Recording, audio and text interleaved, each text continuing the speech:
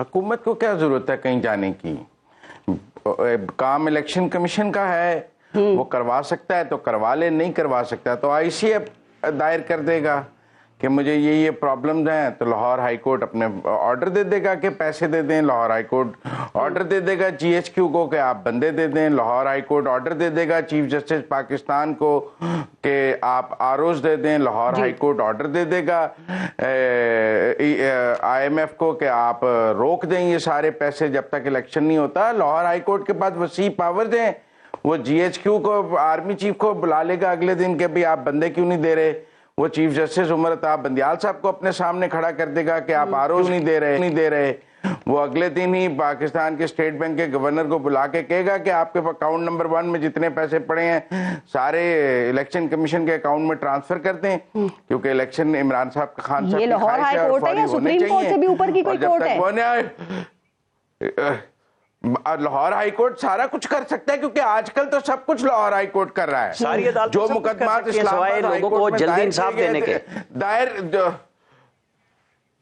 جو مقدمات اسلام آباد ہائی کورٹ میں دائر کیے گئے اور وہاں ریلیف نہیں ملا، ان کو بھی اب دوبارہ لاہور ہائی کورٹ میں دائر کیا جا رہا ہے تاکہ وہاں سے ریلیف حاصل کر لیا جائے۔ تو آج کل تو لاہور ہائی کورٹ سے آپ جو چاہیں آپ کو مل سکتا ہے۔ مجھے لگتا ہے کہ کنٹیمپٹ میں وہ آگے آرمی چیف کو بھی بلا لیں گے، چیف جسٹس عمر عطاب بندیال کو بھی بلا لیں گے، گورنر اسٹیٹ بینک کو بھی بلا لیں گے، سب کو بلا کے ایک لائن میں کھڑا کر دیں گے کہ آپ لوگ پیسے۔ یہ لاہور ہائی کورٹ کے حوالے سے تو آپ نے بتائیں سہروردی صاحب، یہ بتائیے کہ اسٹیبلشمنٹ کے رول سے آپ کو کیا لگ رہا ہے؟ کیا آپ سمجھتے ہیں کہ اسٹیبلشمنٹ چاہتی ہے کہ پنجاب اور کے پی کے میں 90 دن میں الیکشنز ہو جائیں سر دونوں صوبوں میں؟ میرے خیال میں جنہوں نے آئین بنایا تھا اور جنہوں نے نگران حکومتوں کا کانسیپٹ بنایا تھا، ان کے وہم و گمان میں بھی نہیں تھا کہ کوئی عمران خان اس ملک کی سیاست میں آئے گا اور وہ 2 صوبائی اسمبلیاں یکلخت بے وجہ توڑ دے گا۔ جب نگران حکومتوں کا کانسیپٹ بنا تھا تو وہ ایک دن میں انتخابات کرانے کا کانسیپٹ بنا تھا، تو وہ یہی بنا تھا کہ 5 اسمبلیوں کے انتخاب اکٹھے ہوں گے اور ایک دن ہوں گے اور اکٹھی نگران حکومتیں بنیں گی، اکٹھی ساری حکومتیں بنیں گی۔ کسی کے وہم و گمان میں بھی نہیں تھا کہ عمران خان صاحب آئیں گے اور یکلخت اپنی 2 اچھی بلی چلتی حکومتیں توڑ کر کے پاکستان میں پہلا تجربہ ہو سکتا ہے سر، لیکن دنیا بھر میں تو یہ پریکٹس ہے، دنیا میں تو یہ ہو رہا ہے نا۔ اگر پاکستان میں پہلی دفعہ ہو رہا ہے نا تو اب دیکھتے ہیں کہ اس سے کیا ہوتا ہے، تو تیار تو رہنا چاہیے تھا، کوئی نئی چیز تو جہاں کہ آپ مجھے جہاں کہ آپ مجھے مثالیں دیں گی وہاں نگران حکومتیں بھی نہیں بنتی ہیں، جہاں کہ آپ مجھے مثالیں دیں گی وہاں ایک دن میں انتخابات نہیں ہوتے ہیں۔ ان کا نظام حکومت اور ہمارے نظام حکومت میں فرق ہے۔ آج صورتحال یہ ہے کہ ملک کی 3 اسمبلیاں اپنے کام کر رہی ہیں، بلوچستان اسمبلی کام کر رہی ہے، سندھ اسمبلی کام کر رہی ہے، قومی اسمبلی کام کر رہی ہے، اور آپ 2 اسمبلیوں کی خاطر 3 اسمبلیوں کی قربانی مانگ رہے ہیں۔ تو یہ کس طرح جائز ہے اور آئینی طور پہ یہ کیسے ہوگا؟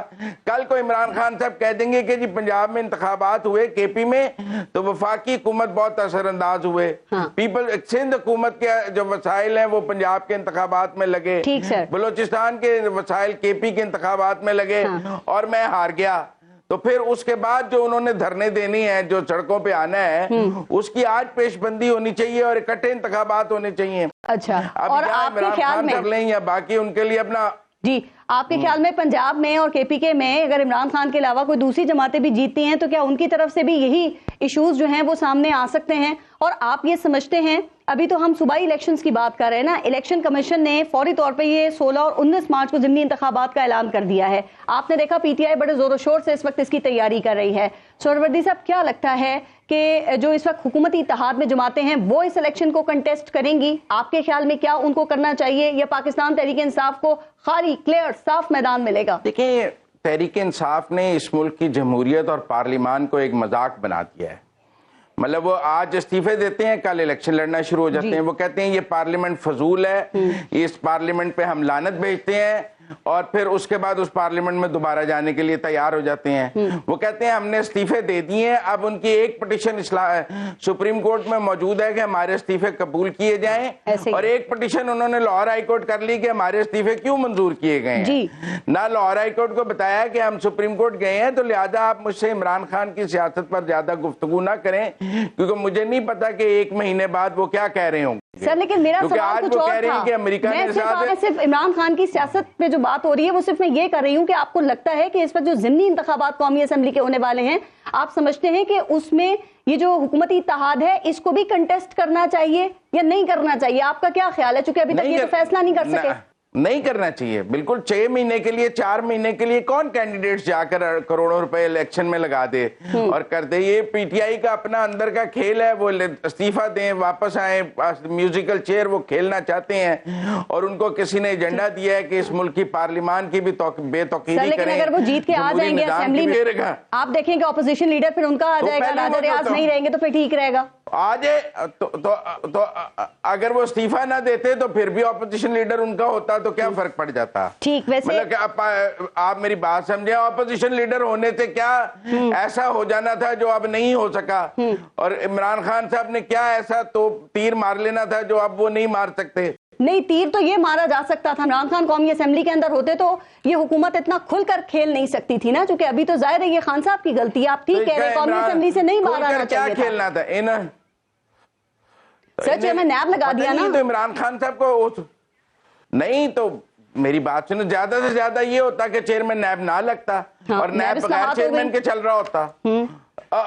نیب اصلاحات تو اکثریت سے ہونی تھی, اگر عمران خان صاحب ہوتے تب بھی ہو جانی تھی. وہ تو پارلیمان نے 2 دفعہ منظور کی, اگر ان کے پاس اکثریتی ووٹ تھے وہ تو ہو ہی جانی تھی, وہ عمران خان نہیں روک سکتے تھے. زیادہ سے زیادہ یہ ہوتا ہے نا کہ اس ملک میں کوئی چیئرمین ہے, وہ زیادہ پی ڈی ایم کے لیے بہتر تھا کہ اگر کوئی چیئرمین نیب نہ ہوتا. اچھا قاضی سعید صاحب, صرف میں ایک بات اور مزمل سہروردی صاحب سے پوچھنا چاہ رہی ہوں. سر آپ کو یہ پتا ہے نا کہ کوئی سیاسی جماعت یہاں پہ اس وقت تک الیکشن نہیں جیت سکتی جب تک وہ اسٹیبلشمنٹ کی گڈ بک میں نہ ہو, یا پھر اسٹیبلشمنٹ کو اس کے جیتنے کے اوپر اعتراض نہ ہو. تو اب آپ کو بھی پتا ہے کہ پی ٹی آئی کو یہ سہولت میسر نہیں ہے. آپ کو لگتا ہے کہ اس کا اثر الیکشنز پہ پڑے گا, چاہے وہ صوبائی الیکشنز ہوں چاہے وہ ضمنی الیکشنز ہوں؟ یہ تو بیلٹ نے فیصلہ کرنا ہے, لیکن بہرحال ایک رائے ضرور بنتی ہے اسٹیبلشمنٹ کے ساتھ سے, اور 2018 میں عمران خان نے اس رائے کا فائدہ اٹھایا, وہ بینیفیشری تھے. آج وہ جتنی بھی بات کر لیں, وہ اسٹیبلشمنٹ کے کندھوں پہ چڑھ کر اس ملک میں اقتدار میں آئے تھے, کوئی ووٹ کی طاقت سے اقتدار میں نہیں آئے تھے, وہ آر ٹی ایس کے بیٹھنے سے اقتدار میں آئے تھے, کوئی بیلٹ پیپر کی طاقت سے اقتدار میں نہیں آئے تھے. تو یہ ان کو پتا ہوگا کہ وہ بیلٹ پیپر کے بغیر نہ پہلے آئے تھے نہ اب آ سکتے ہیں, اور باجوہ صاحب کے جانے کا ان کو کتنا سر آپ کے خیال میں یہاں جیتنے والوں کو یہ سپورٹ حاصل ہے؟ کیا آپ کے خیال میں وہ صرف عوامی رائے سے ہی آتے ہیں؟ کیا یہ صرف عمران خان کے ساتھ ہی ہوا ہے؟ نہیں, دیکھیں عمران خان صاحب سے پہلے نواز شریف صاحب 2013 میں آئے, تو آتے ہی انہوں نے تو کیانی صاحب کو ایکسٹینشن نہیں دی. کیانی صاحب انہیں اگر لے کے آئے تھے تو انہوں نے تو آ کے راحیل شریف کو لگا لیا تھا. یہ ایکسٹینشنز کا جو کھیل عمران خان نے اس ملک میں شروع کیا, یا اس سے پہلے پیپلز پارٹی کے دور میں زرداری صاحب نے دیا, اس سے لگتا ہے کہ آپ بینیفیشری ہیں تو ایکسٹینشن دیتے ہیں نا. اگر آپ بینیفیشری نہ ہو تو آپ ایکسٹینشن نہیں دیتے ہیں.